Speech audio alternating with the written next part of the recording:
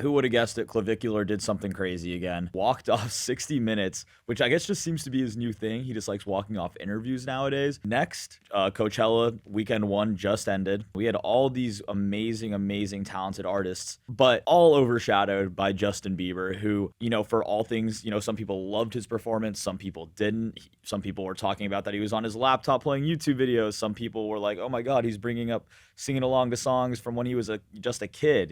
People got to grow up with that music. So we will break that down. Bieberchella, UFC 327, one of the best cards that I've seen from the UFC in a long time, taking place in Miami. President Donald Trump was in attendance in Miami. We are going to be talking about the updates to UFC White House card that happened that night, as well as people's general thoughts about Donald Trump being there amidst this entire Iran war situation. Britney Spears has officially checked into rehab on her own accord.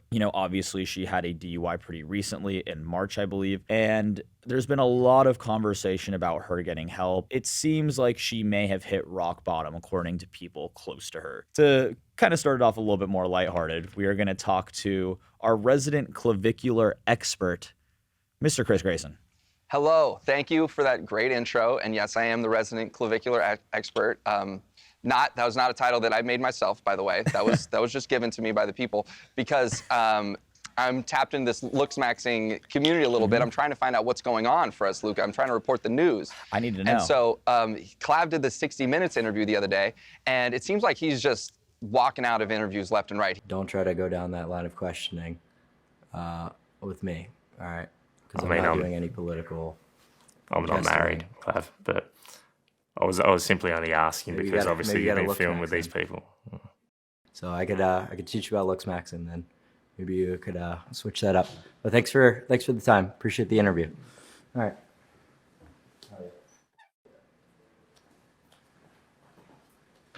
This is just kind of like his shtick now. I feel like he goes on, kind of gives, does his shtick for a little bit, then is like, I'm over this, and then just leaves. Yeah. So this one went south when the Australian reporter was talking to him about. Basically, Clav felt this guy was trying to politicize him. He started asking him about Andrew Tate and try to make it a sort of like a right versus left kind of thing. He was making it political, and Clav was not interested in that at all. Basically, the moral of the story here, if you have the honor, the pleasure of getting Clav to sit down with you, you got to try to ascend. You got to try to figure out how to looks max, how to ascend. And if you decide to go another route, then he's just going to want to talk about your ex-wife and things like that. And it's not going to go well. And then he's going to walk up out of your interview and you might get a viral clip, like a nice clip, but the interview is going to be cut short. So then here's my question. Obviously, this isn't the first time he's done this. He's kind of establishing a pattern of doing this kind of thing in interviews. I mean, I know when in his Pierce Morgan interview, he didn't walk out on the interview, but he was did kind hit of the soundboard though. He did. And he was kind of like farming for like these viral clips a little bit. Do you think that's just his entire strategy, is that he knows for a fact that if he walks off an interview, no matter what really they're talking about, he can find a way to just utilize it and just, boost his platform? No, I don't think so. I think this is actually him. I think this is sincere. I think this is genuine. I think he genuinely just cares so much about looks maxing and ascending. And then when these reporters come in and they're not talking about anything like that, they're asking him about Andrew Tate or, the manosphere or things that he doesn't necessarily associate with or really care about. And yes, he's been pictured with these people, but it's really not his. That's not his shtick. His shtick is looks maxing. And so when you get into these conversations with these 60 Minutes reporters, and they just want to talk about Andrew Tate, I think it genuinely upsets him, and he doesn't really care about these people and their interviews so much. So it's easy for him to go, oh, what are you talking about right now? I'm over this. I'm done. I think it's sincere. He genuinely doesn't care about 60 Minutes Australia. He doesn't care about Piers Morgan. He doesn't care about Andrew Callahan. He just does these things because they want to talk to him, and he goes, okay, I'm down. And then once they start going a route that he doesn't want to go down, it's over. I think it's that simple. That's very interesting. Oh, see, that is not where I thought you were going to go with that. I thought you would have been like, he's, because I feel like that is a big thing in this, Kick Twitch community is, let me do something that, maybe on the surface level, big name, 60 Minutes, right? But let me kind of like turn it in my favor and make a clip out of it that I'm going to like make profit on, Yes. So what you're referring to is a strategy called clip farming. That's what the common terminology is. And a lot of people do things like that, no doubt. And of course he does things for the clips, for sure. That's how you grow. Clipping is really what like that's how you reach new audiences in streaming. It's through the clips, it's through TikToks. Barely any people comparatively are sitting down and watching an entire Clav stream or even an entire iShow Speed stream or Kai Cenat stream. That's just how it is. The clips are how you grow right now. That makes sense. So for sure he's trying to clip farm, but I think this is also these are sincere moments. Yeah. So that's how I feel. So then for Clav, you know, I think, you know, a guy of his popularity, let's say, can, you know, go and be on any of these podcasts. You know, there's a ton of viral podcasts all over the place. You know, there's a lot of other people that could be interviewing him. Why is it that he kind of always seems to go towards these news outlets, these kind of newsy kind of sources? You know, like you have the Piers Morgan, the 60 Minutes and stuff, if he's not wanting to be like a political figure. So I don't know this for a fact, but I think that these news outlets are coming to him. Like we saw the CBS mornings interview with the kid that was looks-maxing and doing trend recently. I think that there's a portion of this older audience that they are so out of touch with this space, with streaming, with looks-maxing, with ascending, with all the things that Clavicular is doing, and it's fascinating to them. I have people, older, I don't want to put any shade, but older people in the office coming up to me asking me about bone smashing, and they're just going, what, these kids break their jaw nowadays? Like, they don't understand it at all. And yes, it is crazy and it is weird, but it's not, you're not like breaking your jaw, you know? So there's a disconnect between what is actually happening and what the older generation thinks is happening. And I think they're fascinated by the stuff. And so they want to watch, you know, 60 Minutes and Good Day LA, and I don't know whatever is in their demographic. But I think these people are interested in Clavicular. You know, these people have kids that are around, you know, in their late teens and are very influenced by these looks maxers. So they want to know what's going on, and this is their attempt to understand it. That's what I think, at least from the 60 Minutes angle and from the Piers Morgan angle. Andrew Callahan, he's just a madman. He just does, he's interviewing anyone that's interesting and fun. Big fan of his channel. But from like the CBS people, I think that they just want to know what's going on with my kid, basically. No, I mean, that totally makes, you know, that you put that in a great way, to be able to kind of just learn what's going on in, I guess, our culture, right, nowadays. So then, and they have no idea. They're so lost. I mean, I still feel like I don't have any idea. There's like so much stuff going, you know what I'm saying? But one other, so and tell me if I'm wrong, I feel like the pop culture zeitgeist is trying to paint Clavicular as this like right-wing figure, right? That this is like this guy that's right up there with Andrew Tate, that's right up there with those kinds of people. Why is that? If he's never really, at least to my knowledge, you know, been very expressive in support of one thing or the other. I feel like he just kind of exists, go out there, I'm going to look as perfect as possible, ascend, do this, yada, yada, yada. Why is he being associated with all these people then? Because it's just easy to do. This is just the low-hanging fruit, and that's exactly what you just mentioned. That's what he thought this 60 Minutes reporter was trying to do, and that's why he took so much offense to it. Because you're allowed to be on Kick and to have been in the same room as Andrew Tate and Myron Gaines and some of these other people that are associated with the right, and not be political. Like, but people just they want to like associate you with a certain, you know, with a certain political side, and Clav is just, he just wants to looks max, and that has nothing to do with politics. And even though he's associated with some of these people that do have political affiliations, his thing is just, it's like more simple than you can possibly imagine. Got it. All he cares about is how he looks and trying to improve that. That's his whole message.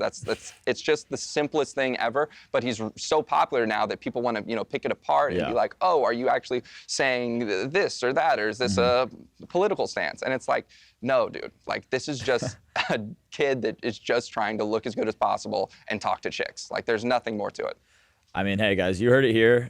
Just trying to look max. That's all he wants to do. Stop trying to make him this political figure, guys. Let Clav be Clav, you know?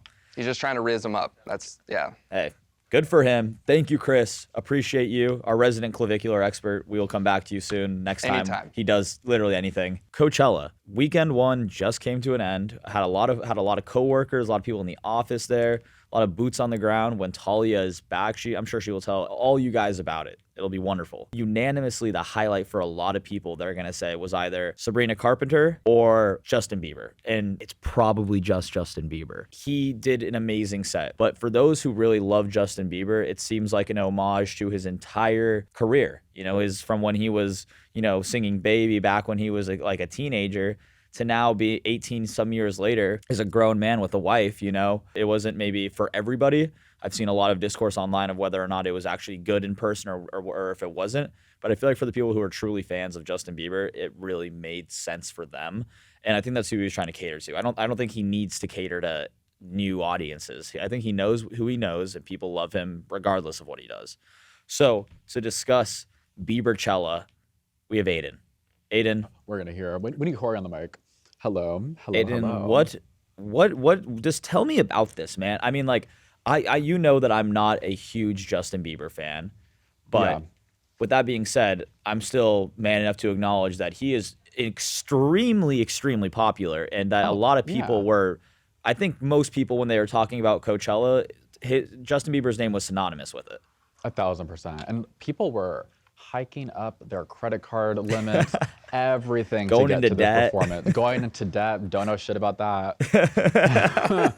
Don't know shit about that. And I bought my Coachella ticket came off my credit card that I had to sell. And anyway, but it looked like it was a historic performance. I will say I came into this differently. Corey kind of like gave me now I'm kind of thinking a little different from what I was gonna come into. Oh, okay. Let me hear.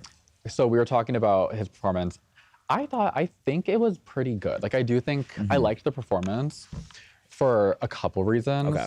But Corey brought up a point of being like, it's just boring. Like it just like looked visually boring. Well, yeah. So before you go, because I do want to hear what you had to say, but that was the biggest discourse online about this. Was that it's, you know, you see Sabrina Carpenter and the showmanship she puts on, the stage, the visuals, the dancing, and then you have Justin Bieber who's playing YouTube videos on his laptop, right? Like when I tell you he was basically on Twitch, like that was like he was on. He had a little soundboard was just. Yes, he needs the little soundboard with him. He needs the Elgato. Yes, everything. Exactly. No, yeah, I heard a lot about that. It was very simple. Comparing it to Sabrina Carpenter, it's so vastly different. It's like so, like the productions are so different. I will say I do kind of like how it was simple a little bit too. Like it kind of just like, it was just a simple moment of him just like singing to himself, like just kind of fucking around, just throwing up the music videos, like singing to his younger self. I like that part of it. Because it did seem like when I was watching the live stream that he was like healing his inner child in a way, like by like just seeing these videos. I don't even know. Honestly, he probably hasn't seen those in a long time. I'm gonna ride on that. Like, I don't think he probably has even seen these videos. Like, it was giving that he was like exposing himself to it again. Because that kid went through a lot, honestly. Absolutely. I mean, like, you're a child star, and then you kind of just go into, you know, kind of a darker place, I feel like. Yeah, he was paying for everyone's bills growing up. I could not imagine trying to pay bills at like 12. No. like, yeah. So I mean, you're a kid. You don't know how to do any of that stuff. You know, it's like anybody can take advantage of you. There's a lot of stuff around that, right? And there is around him. They're not. I don't want to get myself hit with a litigation. But oh my God, there's people in his life that I've heard rumors about that are like, they're giving, like they directed him with his money and don't know if they directed it to the right account. Absolutely. Basically, that's what a lot of people always said. That's what I've heard. But I don't know. It was. What do you feel like? Like I want to know your opinion. Do you like a huge production set, or do you think it's not even needed? Like, do you think the person could just go up there, sing, call it a day? I mean, I think it depends on the music, right? Like, I think if let's just say like a lot of the festivals I've been to were EDM.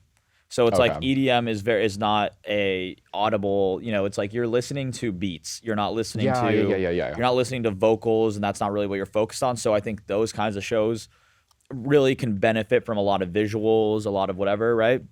Sometimes I actually even think that Sabrina Carpenter's performance is a little too much showmanship and a little bit maybe like if your music is, this is just like I said, my opinion. I know a lot of people don't agree with this, but for me, I feel like if your music is good enough, you don't need to have 1,000 people doing leg kicks and somebody driving a motorcycle and a puppy doing a handstand on the, you know what I'm saying? Like, I don't think you need to do all of that stuff if your music is good enough to be able to captivate the audience.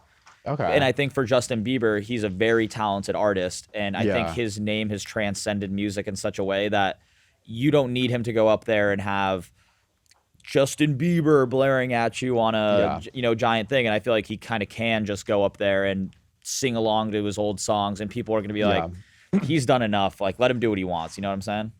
I actually really do. I love that analysis. Oh my God, that was good, Luca. Thank you. No, I'm with you, because that's the thing. Like, imagine what would Justin Bieber do set choreo-wise for Baby? Yeah, you know? Like, you know what I mean? It kind of, I see that. Yeah, because it would just look kind of corny with whatever he would pull out with. That's kind of like where it's like I was talking about before. I feel like his entire performance was like an homage to the fans that have been with him the entire time. And he started, by going all the way back, all the way up to now. And kind of like just realizing that those people that really like have rode for him the entire time don't need him to do too much. Exactly. Yeah, because no one's like, it's like they're not gonna check him. It's kind of like Justin Bieber. 1,000%. It's kind of like when like, oh my God, trigger word Nicki Minaj. She's a lot for me. But like, I will say like with Nicki Minaj, like when she had her Pink Friday tour. Yeah. Like her fans were there. I'm telling you, that tour, no offense to the girl, it was ugly. Like it looked like the set wasn't given like what it could have been more. She was trying to do too much, you think? No, like it was just like very like there was some production there, but it wasn't like fully like immersive. Like it was very much just kind of put together with glue. But the thing is like the Barbs, they were gonna show up because it's Nicki Minaj. Like it's like that kind of thing. Like she could have walked up there with just a microphone and a runway, and they would have still showed up. If you're trying to do too much, maybe there's a reason you're trying to do too much, you know? Yeah. I think my festival time is behind me. I think I've hung up those boots. Oh, listen, we will find you at the golf course. Oh, you'll find me at the golf course. Going after work, as a matter of fact, so. Are you actually? Yeah. Period. You already know where I'm going after work. Okay, there we go. Me and Aiden are at the golf course. Biebercella. One more weekend of Biebercella. Hole-in-one touchdown. Hole-in-one touchdown, Biebercella. There we go. Heard it here first. Thank you, Aiden. Appreciate it. Thank you. UFC 327, a wonderful, wonderful card. Yuri Prochazka headlined it and lost. That's not even what we want to talk about, though. The big man himself, the President of the United States, Donald J. Trump, sitting ringside as he often does. A lot of people are, shocker, upset with him because there's a lot going on in the world right now. There is surging gas prices in the United States. There is talk of a draft in the U.S. There is an ongoing war with Iran right now. And the president is sitting ringside to see people fight each other. So here to talk about this and just UFC 327 in general, we have Mr. Dylan Barry. Donald Trump at the ringside of the Octagon. How do we feel about that? Not that surprised. I mean, I think the guy enjoyed some golf on the weekend too. So I mean, yeah, like for him to show up, I mean, this is his home state of Florida, not too far from where he lives. Of course, him and Dana are tight, and they are doing a rollout for UFC 250, in June. So it kind of makes sense. I didn't hear any like clear sound of what the room sounded like. Of course, it's Florida. They might be a little more accepting of Trump, but I doubt it was the same pop he got maybe a year ago. Yeah. Whenever he was on the campaign trail. But it's kind of par for the course, him being at a UFC event. The discourse online, obviously, is there's a lot of stuff going on in the world currently. Active war with a different country, surging gas prices, a lot of crazy stuff happening domestically because of that. People are very unhappy that he's there. Yeah. I mean, and that makes sense too. I mean, like, of course, everyone's feeling it. From just how expensive things are getting. But plus, like, he earlier in the week said that an entire civilization was going to die on Sunday. That's true, he did do that. Or Monday, I forget which day it was, and then Saturday sitting cage side watching fights. Which, I mean, there were a lot of wars in that cage, but I mean, you'd think he'd be focused on the main war, maybe not UFC 327. I mean, it was a heck of a card, though, so I mean, it was a good one to be sitting ringside for. Yeah, and I mean, because he was there too, we end up getting a new fight on the White House card too, which is kind of a crazy story in itself too. Dylan's right. UFC Freedom 250 was announced a little while ago, not too long ago. It's coming up here in almost exactly 2 months. We'll have the White House card. A lot of people were very upset with the card. People were like, "Why aren't there 7 title fights? Why aren't there more Americans fighting on it?" There's a lot of the Americans that were fighting on it are probably gonna lose. We got blessed with one of the best fights I've ever seen. Josh Hokett versus Curtis Blades. 3 rounds of just guys just going at it, beating the absolute crud out of each other. Josh Hokett would go on to win that fight. And what was announced after it, Dylan? Yeah, apparently the way Dana White tells the story is at some point in the night, Trump had leaned over to Dana and said, "Hey, how come Derek Lewis isn't on the UFC 350 card?" Now, Derek Lewis is an awesome fighter in the UFC. He's been around for a long time in the heavyweight division, a little older, has contended, has fought in title fights, always provides banger fights. Yeah. And yeah, he had said, how come Derek Lewis isn't on the White House card? And that had the gears turning, and they said, all right, let's figure out a way to do it next week. And then this crazy heavyweight fight goes off. 2 fights before the main event. Curtis Blades, Josh Hokett, absolute war, almost 400 strikes thrown and landed in this fight, which was crazy. It was so violent and so crazy. People are calling it one of the best heavyweight fights ever. And the result of it, which this happens sometimes when a great UFC fight happens, is Josh Hokett gets a call. It sounds like he was on his way to the hospital. That, hey, dude, you're gonna fight at the White House card in 2 months. So pretty insane. Josh Hokett coming out as a pretty decent favorite in that one. He's much younger. Obviously, he just put on a crazy performance. But I know Derek Lewis isn't going to throw away that moment when he's at the White House. And it sounds like, when Dana called him, he was hyped to do it. So I mean, at least we get that out of Saturday. I'm very excited about this because, I mean, for all of you out there watching, if you want to see what I don't even know how to describe him. He's just an individual. Like, if you want to go see what this guy's like, just search up his name on X or whatever and watch this fight. I mean, he is out of his mind. Yeah, and Hokett's a big personality. He's gone viral so many times for being outrageous. He's playing characters. He's wearing sunglasses and bandanas and gloves and robes at press conferences. He's like going full WWE kind of with this character. And some fans think it's hilarious. A lot of people think it's cringe. I'm more on the cringe side. Yeah. I think a lot of people were hoping, too, that he was going to get his ass kicked this last Saturday. Didn't happen. He put on, undoubtedly, the fight of the night. Oh, yeah. And, secured his spot in the White House. So, I mean, I'm sure more eyeballs are going to be on this White House card, even more so because of Hokett. Oh, and absolutely. I'm sure there's going to be a lot of antics, and they're going to have to figure out ways to, like, calm this dude down. But it is insane that Josh Hokett's fighting on the White House lawn. That's crazy. That's unreal. If that's in a textbook in a couple of years, that's crazy. June 14th, I believe we're going to have some quality UFC action at the White House lawn. Thank you so much, Dylan. Appreciate you taking the time. Thanks, Luca. Britney Spears has just checked into rehab for substance abuse issues. For drugs, alcohol, stuff of that nature. Sources close to her have told TMZ that she has finally been convinced to check herself into rehab under her own power. Not because anybody forced her to do so, not because the court or somebody said that, hey, you got to go do it. You got to go do it.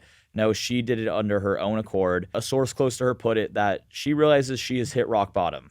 She was arrested for an alleged DUI in Ventura County March 4th. Super recently, and I think that must have been a turning point because a little over a month later she goes and willingly checks herself into a rehab for these substance abuse issues. Here to talk to us about this is Alexa. Alexa, what do you think about this? Do you think this is a good thing? How do you feel about all this?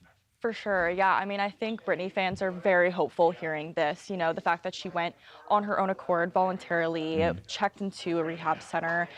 She knows, that this is kind of the next steps for her. I mean, we've been seeing her hang out with her sons a lot lately, so fans are really hopeful that, maybe she's now kind of a well mindset where she's able to take those next steps.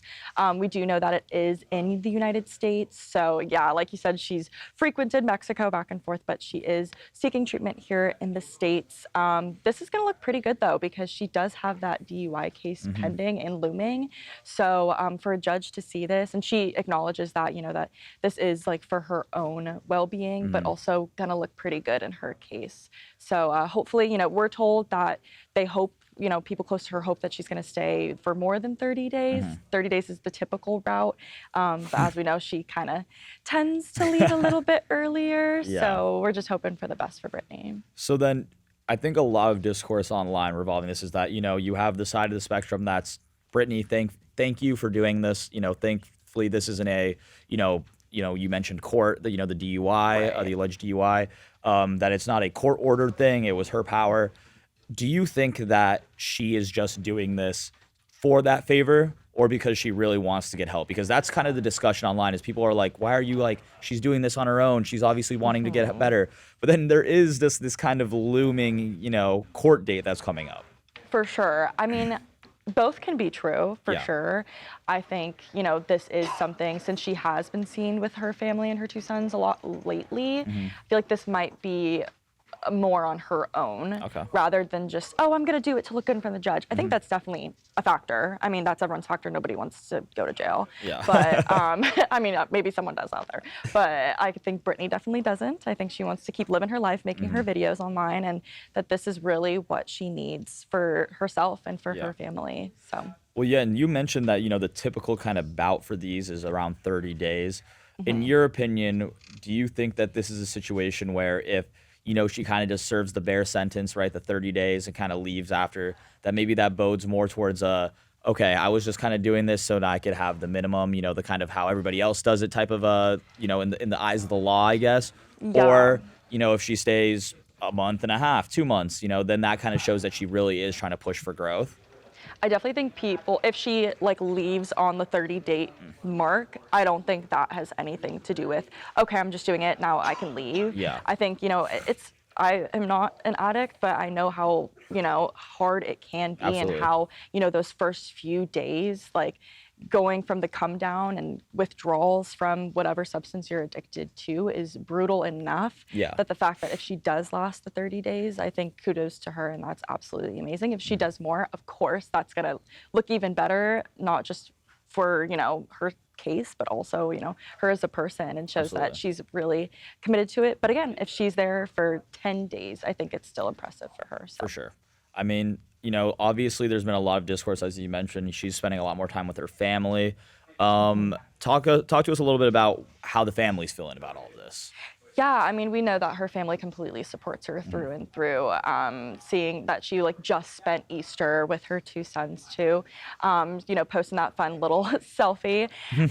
She's definitely out there. She's living her life. She was just, hanging out with the Kardashians in a little slumber party. Yeah. So her family definitely has her back in this, and I think they definitely were part of the support to try to, boost her and be like, you should probably go. And then she came to her own terms and was like, yeah, I think. She said, we were told that she's taking this very serious. Okay, well, that's, good to hear. I think everybody, regardless, is happy if Brittany is getting better, right, and getting treatment. Totally. We want to see Brittany doing good. No, I know. Who wants to see her doing bad, right? Exactly. What do you think haters. is next for Brittany after all? What should, if all this, once this gets smoothed over, what do you think is next for her? Hopefully all goes to plan. Totally. Yeah, I just hope she, keeps doing her thing and, kind of comes to terms that, substance abuse is a real thing. And if she goes and she seeks help and she realizes that she's better off without it, I think that's what all her fans and anybody in general wants for Brittany. She's such an icon. How would you not want her to do well? So hoping that, she continues with her fun videos and just living her best life, because that's all we want for Brittany. Well, there you go. Thank you, Alexa. Appreciate it. Thank you for all you had to say. Thanks for having me. That's all I have for you guys today. Thank you so much for tuning in, watching, liking, commenting, all that good stuff. My name is Luca, and this has been The Daily Brief.